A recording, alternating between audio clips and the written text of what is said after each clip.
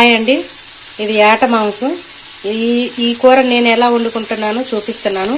ఇది ఉప్పేసి ముక్కలు కోసినాక ఉప్పేసి నీసు నీళ్ళని చూడండి, నీసు నీళ్ళని ఇంకిపోయిన దాకా మేము మూతేసి ఉంచుకుంటాము ఆవిరికి. అలా నీసు నీళ్ళని ఇంకిపోయినాక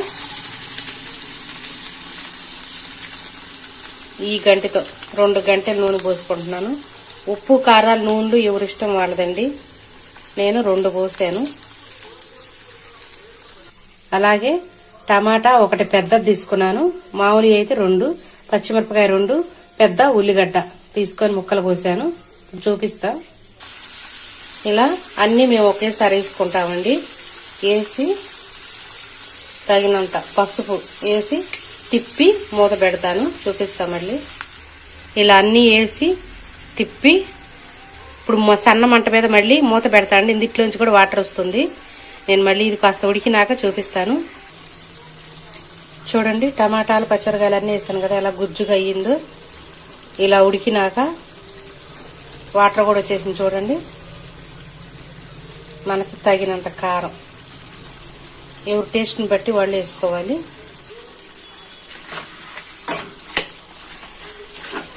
ఇలా కలుపుకొని దీన్ని చూడండి ఎంత కలర్ఫుల్గా ఉందో. ఇప్పుడు దీంట్లో గరం మసాలా పట్టుకోవాలి. దీన్ని మూతేసి 2 నిమిషాలు పక్కన పెట్టి, ఇదిగోండి ఈ మొత్తం వెయ్యిను పట్టుకొని మిగతా కూరలోకి వాటిలోకి కూడా వేసుకుంటాను. నువ్వులు, పువ్వు, ఈ పొద్దుతిరుగుడు పప్పు, పుచ్చపప్పు అన్నీ వేసుకుంటున్నాను. ధనియాలు, జీలకర్ర, మిగిలిన ఈ మసాలా అంతా పట్టుకొని ఇప్పుడు రెడీ చేసుకుంటాను. అన్నీ కలిపి ఇలా పట్టుకున్నానండి.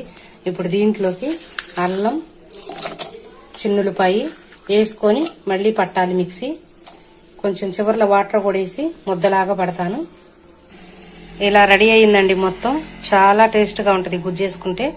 ఇప్పుడు కూర చూపిస్తాను. చూసారా ఎంత బాగా వచ్చిందో. ఇప్పుడు దీంట్లోకి మనం తగిన నీళ్లు పోసుకున్నాం. పులుసుకు కదా, బిర్యానీలోకి గర్వాలాగా పెడుతున్నాను. ఇదిగోండి ఇలా రెడీ అయినాక హై మంట పెట్టి 4 నిమిషాలు మూతేస్తాను. బాగా ఉడకాలి. ఉడికినాక మసాలా వేసుకుందాము. ఇదిగోండి కర్రీ మసాలా వేసాను, వేసేటప్పుడు మర్చిపోయాను. ఇలా వచ్చింది. చాలా టేస్ట్గా ఉంటుందండి. బిర్యానీలో కూడా సూపర్గా ఉంటుంది. ఇదిగోండి ముక్కలు. మటన్ ముక్క అయినా కూడా మనం సన్న మంట మీద ఉండటం వల్ల బాగా ఉడికిద్దండి లోపల దాకా. కూర కూడా భలే టేస్ట్గా ఉంటుంది. ఉప్పు కారం కూడా నాకు సరిపోయిందండి. చాలా బాగా వచ్చింది. ఈరోజు నేను నల్లేరు, కొత్తిమీర కాడలు, టమాటాలు, పచ్చిమిరపకాయలు, ఎండుమిరకాయలు వేసి పచ్చడి చేస్తున్నానండి. అది చూపిస్తాను మీకు.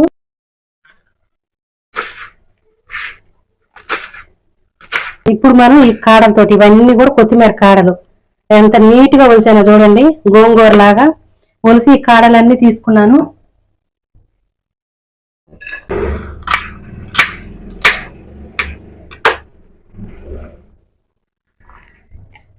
ఇప్పుడు టమాటాలు ఇంతే. ఇదిగోండి టమాటాలు, కొత్తిమీర కాడలు, నల్లేరు కాడలు తీసుకున్నాను. అలాగే పచ్చిమిరపకాయలు కాస్త పండమిచ్చి వేసుకుంటున్నానండి. పచ్చిమిరపకాయలు పండిని కొంచెం.